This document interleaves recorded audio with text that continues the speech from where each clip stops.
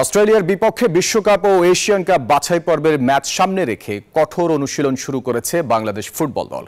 অস্ট্রেলিয়ার সাথে ঘরের মাঠে ভয় ডরহীন ফুটবল খেলতে চায় বাংলাদেশ।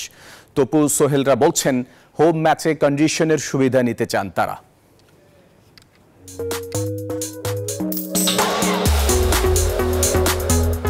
অস্ট্রেলিয়ার মাঠে যেভাবে অপদস্থ হয়েছিল বাংলাদেশ, ঘরের মাঠে তা হতে চায় না। তাই তো কোচ ক্যাবরেরার অধীনে কঠোর অনুশীলন শুরু করেছে জামাল তপুরা।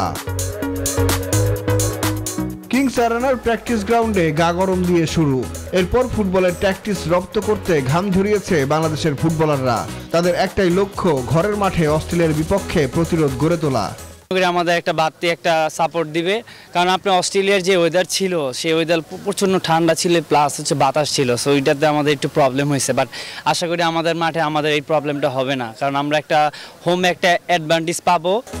দলে ফিরেছেন মোরসালিন, তারেক কাজীর মতো বড় মাপের ফুটবলার। তাই তো মানসিকভাবে আরও চাঙ্গা লাল সবুজের বাংলাদেশ। যারা আছি আমরা এখন ন্যাশনাল টিমে, তারা তাদের সেরাটা দেওয়ার চেষ্টা করব এবং আমাদের বলার আর কিছু নাই, আমাদের করতে হবে।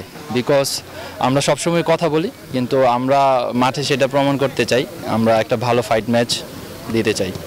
অজিদের মাঠে 7 গোল হজম করা বাংলাদেশ ফিরতি ম্যাচে কমাতে চায় গোল ব্যবধানও।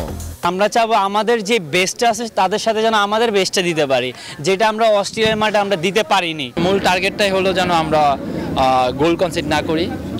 যত সময় আমরা গোল কনসিড না করব, তত সময় কিন্তু আমাদের মাঠে আপনারা দেখেছেন প্যালেস্তানের সাথে আমরা 95 মিনিটে গোল খেয়ে হেরেছি। তো ডেফিনেটলি আমরা আমাদের প্রিভিয়াস যদি রেকর্ড ধরেন, আমরা কিংস অ্যারেনায় আমাদের রেকর্ড ভালো।